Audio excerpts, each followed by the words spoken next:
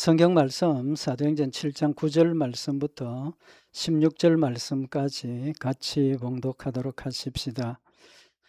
여러 조상이 요셉을 시기하여 애굽에 팔았더니 하나님이 저와 함께 계셔 그 모든 환난에서 건져내사 애굽 왕 바로 앞에서 은총과 지혜를 주시매 바로가 저를 애굽과 자기 온 집에 치리자로 세웠느니라.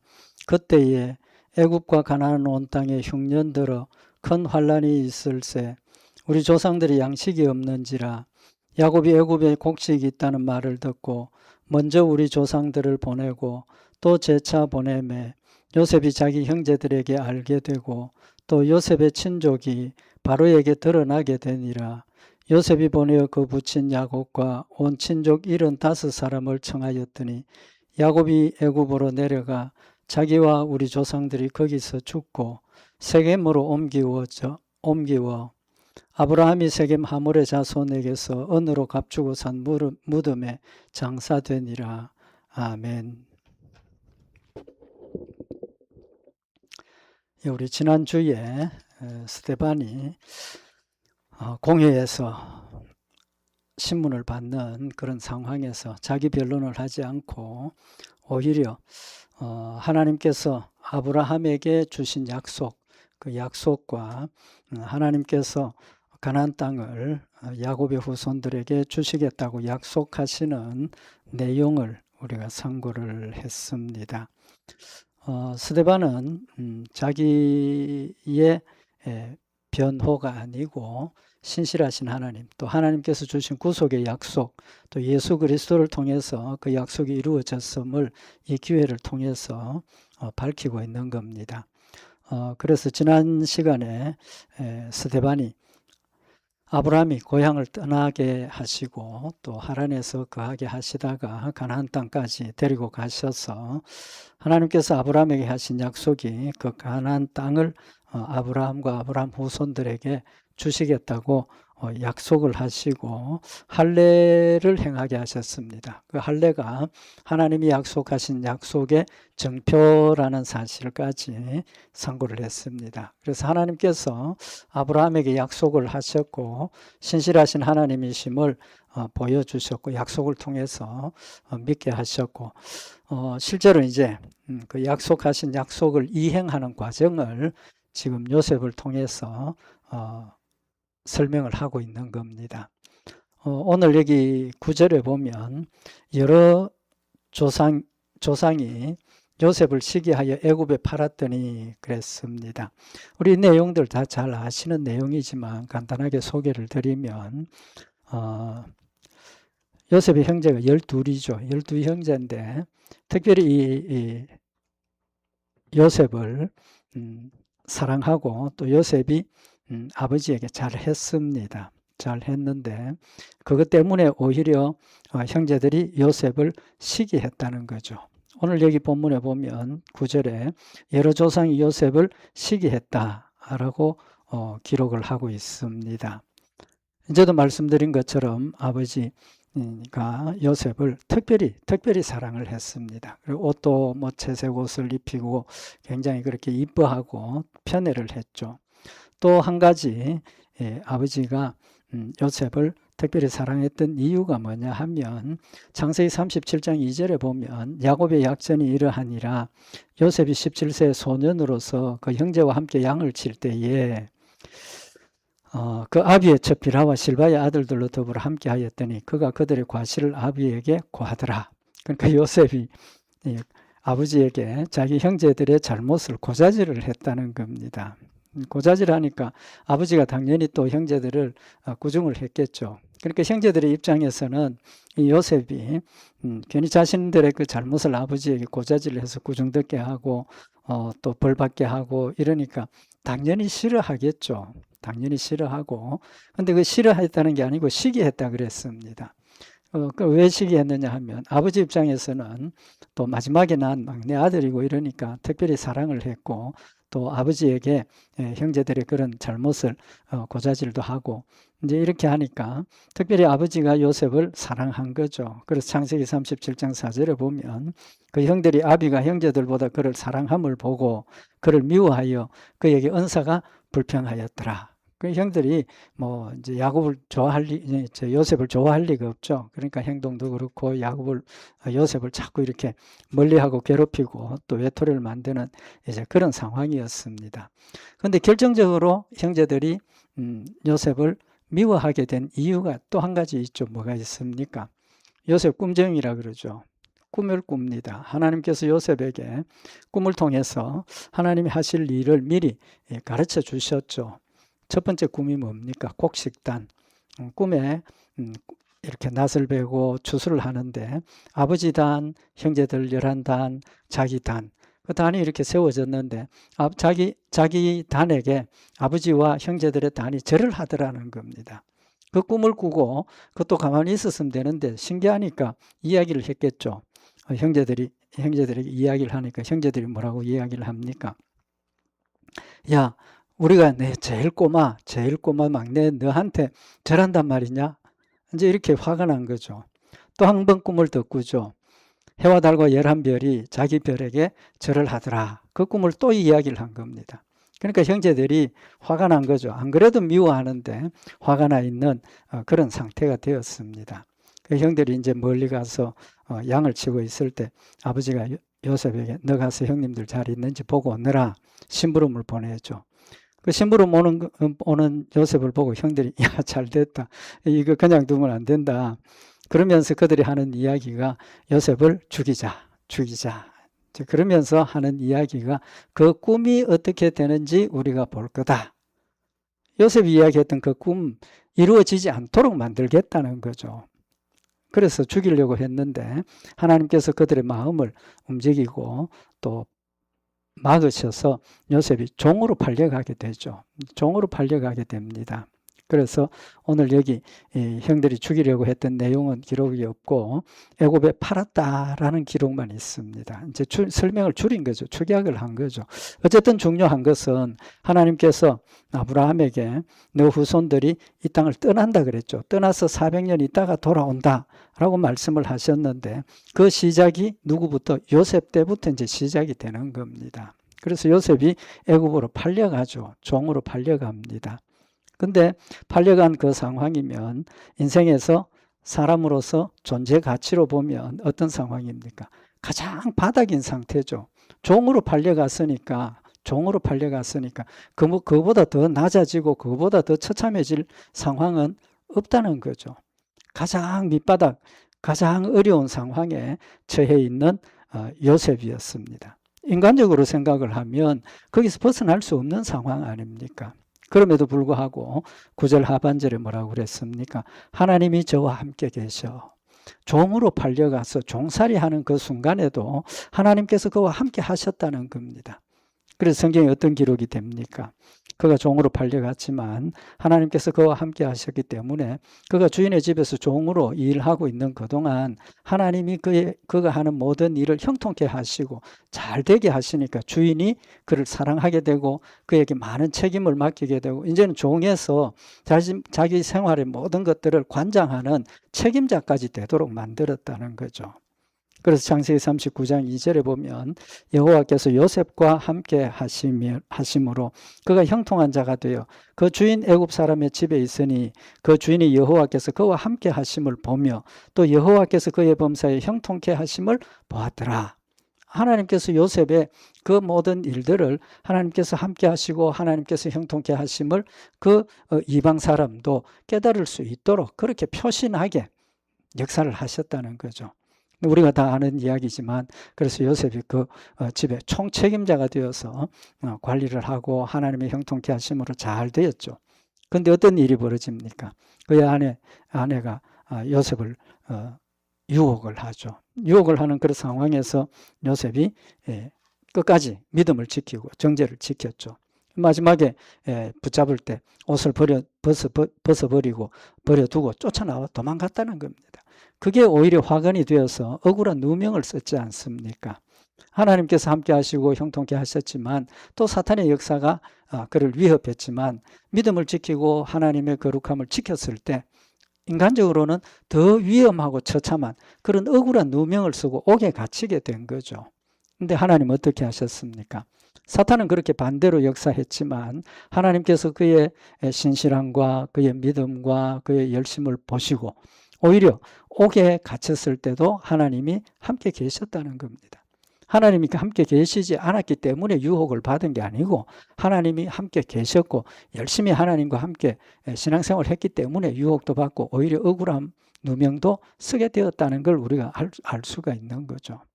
그러나 그가 옥에 갇혔지만 하나님이 그와 함께 하셨다는 겁니다. 그래서 창세기 39장 20절에 보면 이에 요셉의 주인이 그를 잡아 옥에 넣으니 그 옥은 왕의 죄수를 가두는 곳이었더라. 옥에 가두었는데 자기 일 때문에 자기 잘못으로 옥에 갇혔는데 그 옥은 다른 일반 죄수들이 갇히는 곳이 아니고 왕에게 잘못한 사람에게 벌을 주는 그런 감옥에 가두었다는 겁니다.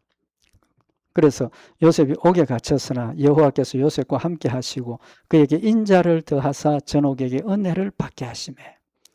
억울한 누명을 쓰고 인간적으로 보면 그거보다 더 처참한 상황이 없을 정도로 억울한 누명을 쓰고 옥살이를 하고 언제 죽을지도 모르는 그런 상황이 되었지만 하나님께서 그와 함께 하셔서 전옥에게 은혜를 받게 하시고 그 옥에서 이제는 요셉을 믿고 요셉에게 모든 것을 맡겼다 그랬습니다. 창세기 39장 23절에 보면 전옥은 그의 손에 맡긴 것을 무엇이든지 돌아보지 아니하였으니 이는 여호와께서 요셉과 함께 하심이라 여호와께서 그의 범사에 형통케 하셨더라. 역시 억울한 누명을 썼지만 믿음을 지키고 또 거룩함을 지켰던 그 요셉을 하나님이 함께 하셨기 때문에 옥에 갇혀서도 하나님이 함께 하심으로 또 거기서도 인정을 받고 또 존경을 받는 그런 열매들 맺게 하셨다는 거죠.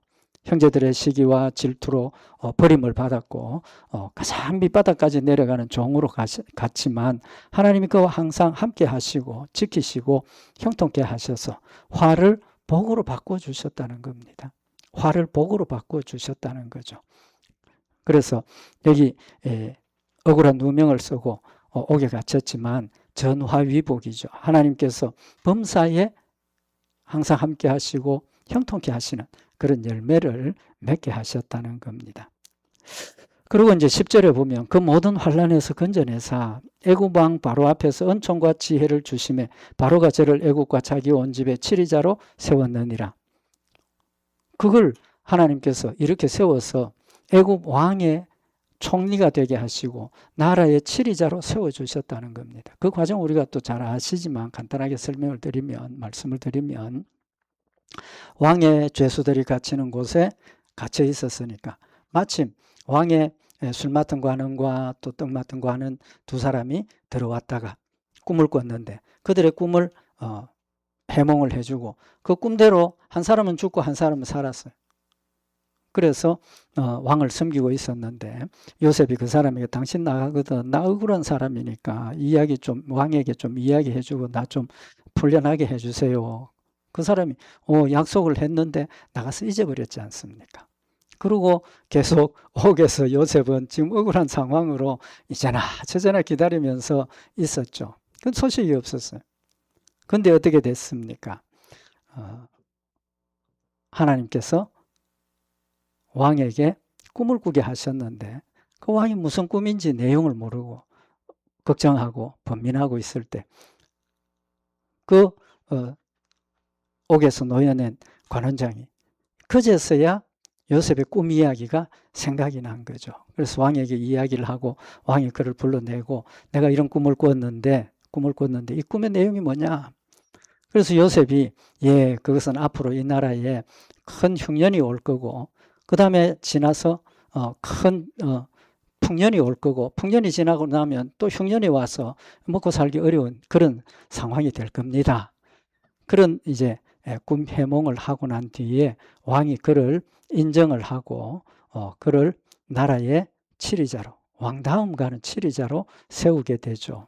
그래서 사도행전 7장 10절에 오늘 있는 말씀처럼 그 모든 환난에서 건져내사 애굽 왕 바로 앞에서 은총과 지혜를 주심에 바로가 저를 애굽과 자기 온 집의 치리자로 세웠느니라. 감옥에 갇혀있던 그런 요셉이 다시 풀려나고 왕에게 꿈을 해몽을 하고 그 나라의 왕 다음가는 거의 왕권과 같은 권세를 가지고 나라를 다스리게 하셨다는 겁니다. 그게 뭡니까?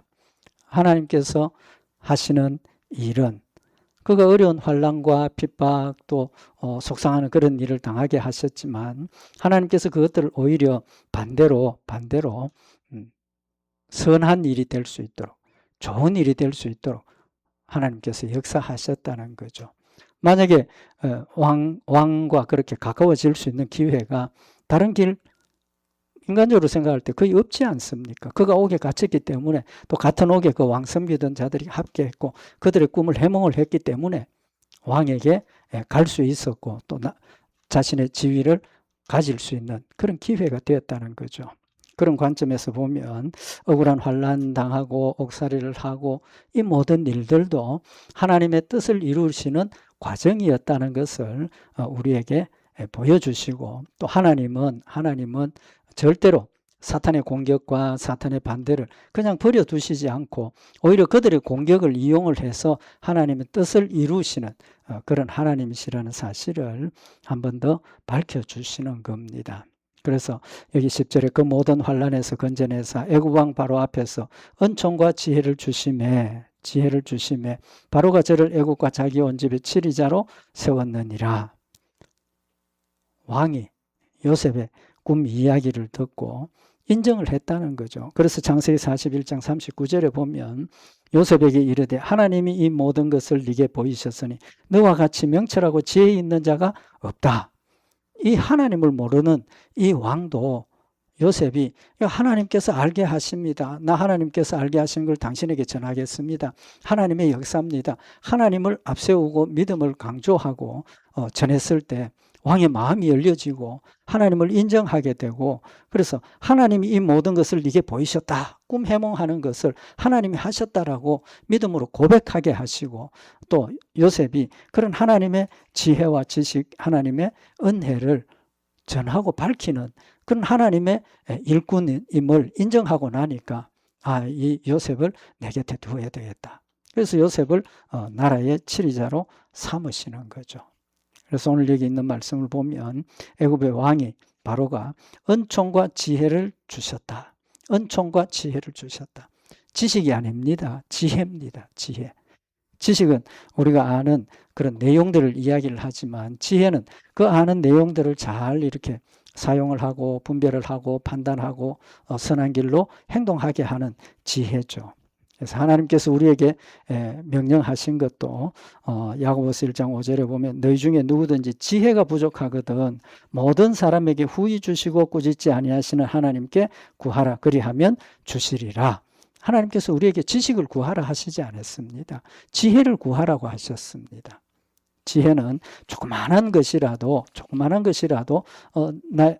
내가 바르게 판단하고 하나님의 뜻을 깨닫고 하나님 말씀대로 순종할 수 있는 방법을 또 하나님 말씀대로 순종하도록 하는 힘을 우리에게 주는 것이 지혜인 겁니다. 그래서 하나님께서 요셉에게 지혜를 주셔서 앞으로 풍년이 들 때 그걸 잘 모아가지고 곳간에 잘 모아가지고 있다가 그 다음에 흉년 드는 것을 준비를 하게 하고 또 그런 흉년이 들었을 때 그걸 적절하게 지혜롭게 잘 활용을 해서 문제를 해결해 가는 그런 열매들을 보여주신 거죠. 다니엘서 2장 18절에 보면 다니엘의 세 친구 이야기 아시죠? 우리도 그 이야기를 하는 것처럼 그들도 생명의 위협을 당하고 우상 숭배하지 않으면 죽는다라는 그런 숭배하지 않는 죽음에 대한 위협이 그들에게 있었지만 그들이 하나님께 기도하고 하나님께서 그들을 지켜주셨죠. 다니엘서 2장 18절에 보면 하늘에 계신 하나님이 이 은밀한 일에 대하여 긍휼히 여기사 자기 다니엘과 동무들이 바벨론의 다른 박사와 함께 죽임을 당치 않게 하시기를 그들로 구하게 하니라. 다니엘이 죽인다는 이야기를 듣고 자기 세 친구와 함께 하나님 앞에 기도했다는 거죠. 하나님 살려주십시오. 이 문제를 해결해 주십시오. 기도했을 때 다니엘서 2장 19절에 보면 이에 이 은밀한 것이 밤의 이상으로 다니엘에게 나타나 보임에 다니엘이 하늘에 계신 하나님을 찬송하니라. 하나님께서 다니엘에게 앞으로 하나님께서 하실 일을 보여주신 보여주신 그걸 가지고 꿈을 해몽을 하고 그들이 같이 생명을 얻게 하는 그런 하나님의 은혜를 체험을 한 것을 기록을 하고 있지 않습니까? 우리의 삶도 마찬가지입니다. 우리가 신앙생활을 하고 이 땅에 살아가는 동안 우리 앞에도 참 이해가 안 되고 어렵고 해결할 수 없는 그런 문제들이 생겼을 때 우리가 하나님 앞에 엎드려서 하나님의 뜻이 뭡니까? 하나님이 원하시는 것이 뭡니까? 하나님 이 일을 어떻게 판단을 하고 어떤 길로 가야 합니까? 하나님 앞에 기도하고 메어 달릴 때 하나님께서 우리에게도 지혜를 주시고 하나님의 뜻을 깨닫게 하시고 하나님의 약속을 받아 누리도록 축복하시는 하나님이시라는 사실을 지금 밝히고 있는 겁니다. 그래서 바로가 저를 애국과 자기 온 집에 치리자로 세웠느니라. 하나님께서 바로의 마음을 감동시키고 좀 전에 말씀드린 것처럼 하나님을 믿고 인정하게 하시고 그래서 요셉을 자기 곁에 두고 나라를 다스리는 지혜로운 사람으로 사용을 하는 그런 결론을 내리는 거죠. 그래서 애굽의 총리가 되게 하셨습니다. 창세기 41장 40절에 보면 너는 내 집을 치리하라. 내 백성이 다 내 명을 복종하리니 나는 너보다 높음이 보좌뿐이라. 요셉에게 모든 정권을 다 맡기고 내가 너보다 높은 것은 자리뿐이라는 겁니다. 그러니까 왕이 가지고 있는 모든 권세와 권한을 요셉에게 맡기고 나라를 다스리게 하는 그런 실질적인 왕이 된 거 아닙니까? 그렇게 하나님께서 하셔서 화를 복으로 바꿔주시고 요셉이 그 나라에서 그런 지위를 이루게 하셨습니다. 이유가 뭡니까? 11절에 보면 그때 애국과 가나안 온 땅에 흉년이 들어 큰 환란이 있을새 우리 조상들이 양식이 없는지라. 하나님께서 말씀하신 대로 7년 흉년이 들었지 않습니까? 기근이 들어서 풍년이 들었지 않습니까? 그 풍년이 들어가지고 있을 때 요셉이 지혜롭게 그 모든 것들을 곳간에 들이고 양곡을 이렇게 지키고 보관하고 지혜롭게 잘 저장을 해놓았다가 그 다음에 다시 흉년이 들었죠. 그래서 창세기 7장 11절에 보면 그때 애국과 가나안 온 땅에 흉년이 들어 큰 환란이 있을새 우리 조상들이 양식이 없는지라. 전 그 가까운 인근의 모든 지역에 큰 풍년이 들었다가 흉년이 들고 나니까 농사를 못 지으니까 식량을 구할 수가 없는 양식이 없는 그런 상황이 되어졌죠. 그래서 그 양식을 구할 수 없는 그 사정 때문에 어떻게 됩니까? 이삭의 가정이 애굽으로 이주하게 되는 이유가 된다는 거죠. 그 기근 때문에 하나님께서 아브라함에게 말씀하신 것처럼 너 후손들이 이 가나안 땅을 떠나서 애굽에서 종살이를 하고 400년을 지나고 그 다음에 돌아온다 하신 그 약속이 지금 진행이 되고 있는 거라는 거죠. 그래서 요셉 때문에 그 기근 때문에 애굽으로 이주를 하게 되죠. 그래서 12절에 보면 야곱이 애굽에 곡식이 있다는 말을 듣고 먼저 우리 조상들을 보내고 그래서 첫 번째 이제 아들들을 보냈죠. 보내면서 가서 곡식 사오느라. 곡식 사러 가서 요셉을 만났습니다. 그러나 그들은 요셉을 몰랐죠. 어쨌든 곡식을 가지고 다시 돌아왔다가 요셉의 동생이 났다는 걸 형들이 거기에 이야기를 했기 때문에 요셉이 동생 데리고 오느라 너희들 간첩 아니냐 이렇게 해서 이제 돌려보냈는데 야곱의 입장에서는 요셉도 잃었는데 이거 보내면 또 무슨 일을 당할지 모르겠다. 그래서 보내기 싫어서 그렇게 기다리고 있었죠. 그러다가 결국은 양식이 끊어져서 애굽으로 다시 보내게 되는 거죠. 그래서 자기 아이들을 애굽으로 곡식을 얻기 위해서 다시 보내죠. 그래서 여기 사도행전 7장 13절에 또 재차 보내매 이제 다시 처음에 말씀드린 것처럼 데리고 왔다가 곡식을 가지고 왔다가 요셉의 동생을 데리고 가야 되는 것 때문에 못 보내가지고 막 그러고 있다가 이제는 곡식이 떨어져서 안 가고 안 되는 그런 상황이 되니까 요셉에게 다시 이제 보내게 되죠. 그때 보내게 된 결과를 여기 13절에 간단하게 설명을 하고 있는데 요셉이 자기 형제들에게 알게 되고 또 요셉의 친족이 바로에게 드러나게 되니라. 뭐 그런 과정을 다 생략을 하고 결론만 기록을 했는데 자기 형들이 요셉을 찾아와서 곡식을 살려고 엎드렸지만 형들이 처음에는 요셉을 못 알아봤지 않습니까? 두 번째 와서도 못 알아봤습니다. 마지막에 요셉이 자기를 밝히고 형들을 반갑게 맞이하고 그 다음에 애굽의 바로 왕도 그런 요셉이 형제들이 왔다는 사실을 바로도 알게 된 거죠. 그 결과가 어떻게 되었습니까? 바로가 그들을 반갑게 맞아들이고 요셉을 사랑하고 요셉을 신뢰했기 때문에 그 형제들도 식구들도 다 모시고 오라고 허락을 하죠. 그래서 바로도 그들을 데려오도록 많은 배려를 합니다. 창세기 45장 16절에 보면 요셉이 형들이 왔다는 소문이 바로의 궁에 들림에 바로와 그 신복이 기뻐하고 바로는 요셉에게 이르되 내 형들에게 명하기를 너희는 이렇게 하여 너희 양식을 싣고 가서 가나안 땅에 이르거든 너희 아비와 너희 가속을 이끌고 내게로 오라. 내가 너희에게 애굽 땅 아름다운 것을 주리니 내가 나라에 기름진 것을 먹으리라. 바로 그 얼마나 은혜를 베풉니까? 너희들 곡식 가지고 가서 먹고 부모들 다시 모시고 이곳으로 오너라 하면서 애굽 땅 아름다운 것을 주고 너희가 나라에 기름진 것을 먹을 수 있도록 내가 너희에게 돕겠다. 그러면서 수레까지 제공을 하고 아버지를 모시고 오라고 보내게 되죠. 그래서 창세기 45장 19절에 보면 이제 명을 받았으니 이렇게 하라. 너는 애굽 땅에서 수레를 가져다가 너희 자녀와 아내를 태우고 너희 아비를 데려오라. 또 너희의 기구를 아끼지 말라. 온 애굽 땅에 좋은 것이 너희 것임이니라. 모든 것을 오픈을 하고 허락을 하고 오라고 초청을 하죠. 그래서 요셉이 14절에 요셉이 보내어 그 부친 야곱과 온 친족 75사람을 청하였다.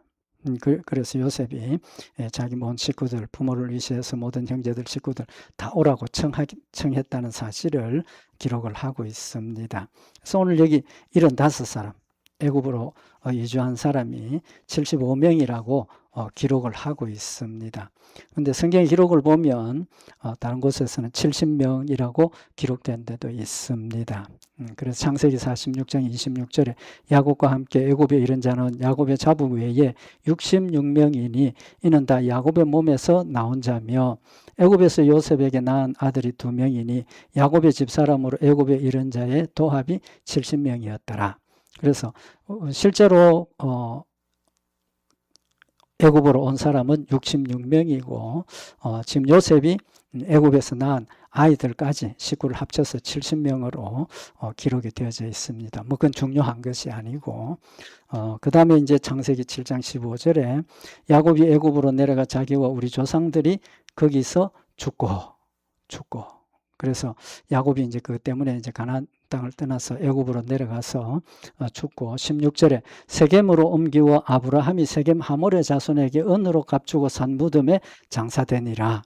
여기 이 부분이 굉장히 중요한 부분이라고 생각을 하는데 야곱이 애굽에서 죽었으면 장례를 어디서 치러야 됩니까? 애굽에서 치르는 것이 더 쉽고 일반적인 것이겠죠. 그럼에도 불구하고 야곱을 아브라함이 값주고 산 무덤으로 가서 장사를 지냈다는 겁니다. 그 의미는 영적으로 하나님께서 분명히 아브라함에게 고향을 떠나게 됐다가 다시 고향으로 돌아온다고 하신 그 말씀을 지금 영적으로 보여주는 겁니다. 그래서 죽은 사람도 거기까지 다시 돌아가서 장례를 치르게 하시고 살아있던 사람들도 다시 가나안 땅으로 돌아가게 하시는 하나님의 신실하심을 우리에게 보여주는 거죠. 그래서 세겜은 창세기 12장 5절에 보면 아브라함이 그 안에 사라와 조카 롯과 하란에서 모은 모든 소유와 얻은 사람을 이끌고 가나안 땅으로 가려고 떠나서 마침내 가나안 땅에 들어갔다. 그러면서 6절에 세겜 땅 모래 상수리 나무에 이르니 그때 가나안 사람이 그 땅에 거하였더라. 여호와께서 아브라함에게 나타나 가라사대 내가 이 땅을 네 자손에게 주리라 하신지라. 하나님께서 약속하신 땅으로 돌아가게 하셨고 그곳에 아브라함이 아내 사라를 위해서 장례를 치르기 위한 무덤으로 그 땅을 소유하게 되죠. 성경에 있는 말씀을 보면 아브라함이 자신의 아내 사라가 죽었을 때 내 아내 사라를 장례 치를 수 있도록 나한테 땅을 좀 제공을 해라. 그리고 그 땅 사람들이 그냥 주겠다 했을 때 아브라함이 그렇게 하지 말고 내가 실제로 사주겠다, 사야 되겠다. 그걸 돈 주고 산 겁니다. 만약에 그때 아브라함이 그들이 이야기하는 대로 고맙소, 그럼 내가 여기다 우리 아내를 장례를 치르겠습니다. 그 땅 자기 소유가 안 되는 겁니다. 그죠? 그럼에도 불구하고 아브라함은 고맙소, 그렇지만 나는 값주고 사겠소. 그래서 그 땅이 아브라함의 소유가 된 겁니다. 영적으로 하나님께서 아브라함에게 가나안 땅을 너와 너 후손에게 주시겠다고 하셨고, 아브라함이 살았을 때 그 사라의 매장지를 자기의 것으로 소유하게 하신 겁니다. 그리고 그 이후로 그 땅은 영원토록 아브라함의 것이라는 걸 가나안 땅 사람들도 인정을 했고, 아브라함의 후손들도 소유권을 주장하게 되는 거죠. 그걸 우리가 명확하게 알 수 있는 것은 야곱이 가나안 땅에서 죽었을 때 야곱을 그곳으로 가서 매장을 하고 장례를 치렀다는 기록을 우리가 볼 수가 있는 겁니다. 그래서 요셉도 마지막에 이스라엘 백성들이 고향을 떠날 때 뼈를 가지고 가서 세겜에 이제 장례를 치르는 그런 내용을 우리가 볼 수가 있습니다. 그래서 창세기 50장 13절에 보면 그를 가나안 땅으로 메어다가 마므레 앞 막벨라 밭굴에 장사하였으니 이는 아브라함이 헷 족 에브론에게 밭과 함께 사서 소유 매장지로 삼은 곳이더라. 요셉이 아비를 장사한 후에 자기 형제와 호상군과 함께 애굽으로 돌아왔더라. 좀 전에 말씀드린 것처럼 야곱이 죽고 난 뒤에 장사를 아브라함이 값주고 샀던 그곳에 가서 장례를 치른 겁니다. 그건 뭘 의미를 합니까? 그곳은 비록 그들의 가족이 그곳을 다 떠났지만 누구의 것입니까? 아브라함의 것이라는 것을 모든 사람들이 인정하고 또 권리를 주장하고 있는 모습을 우리에게 보여주시고, 하나님께서 그 땅을 가나안 땅을 아브라함의 후손과 아브라함에게 주셨다는 사실을 명확하게 입증하고 있는 그런 내용을 우리가 볼 수가 있는 겁니다. 그래서 스데반은 지금 예수 그리스도를 통해서 하나님께서 구속의 역사를 이루시는 이 역사가 아브라함이 주신 약속의 연장선상에서 보면 하나님께서 아브라함에게 주신 약속이 성취된 것처럼 하나님께서 메시아를 보내시고 예수 그리스도를 통해서 십자가에 못 박혀 죽게 하시고 부활하게 하셔서 하나님의 백성을 구원하시겠다는 그 구속의 역사, 그 약속을 똑같이 신실하게 이루었다라는 사실을 지금 주장하고 입증하고 있는 겁니다. 하나님 신실하신 하나님이십니다. 간단하게 상고를 했지만 요셉을 통해서 애굽으로 이주하게 하시고 그 땅에서 처음에 아무런 권력도 없고 아무것도 없으면 그 땅에 정착하기가 힘들겠지만 요셉이 그 땅의 총리가 되고 또 바로 왕의 신임을 얻는 나라의 지리자가 되었기 때문에 그들이 그곳에 가서 처음 정착할 때 굉장히 편리하고 편하게 모든 것을 도움을 받으면서 거기에서 정착을 하게 된 거죠.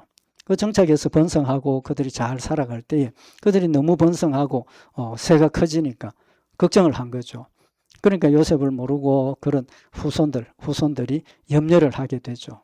그래서 우리가 알고 있는 것처럼 이거 그냥 놔뒀다가 안 되겠다, 종 삼아야 되겠다, 종으로 삼고 성을 건축하는 일에 가서 노역을 시키고 번성하지 못하도록 방해가 시작이 되죠. 박해가 시작되고 고통을 당하게 되는 그런 극단적인 상황에 갔을 때 하나님께서 모세를 일으켜서 모세를 보내어서 그들을 가나안 땅으로 인도하시는 과정을 지금 우리에게 보여주고 있는 겁니다. 한마디로 이야기를 하면 뭡니까? 하나님은 신실하신 하나님이시라는 거죠. 아브라함에게 하셨던 약속을 요셉을 통해서 이루셨고 요셉을 통해서 이루신 그 일을 모세를 세워서 약속하신 대로 가나안 땅을 주셨고 이제 그 이후에 하나님께서 약속하신 믿음으로 구원받는 축복을 완성하기 위해서 이제 스데반이 전하고 있는 예수 그리스도를 이 땅에 보내셨고 예수님이 십자가에 못 박혀 죽으신 것은 요셉 이후에 핍박을 받고 박해를 받았던 것처럼 예수님을 그들이 잡아서 십자가에 죽인 그들의 죄를 지금 명확하게 지적을 하고 있는 겁니다.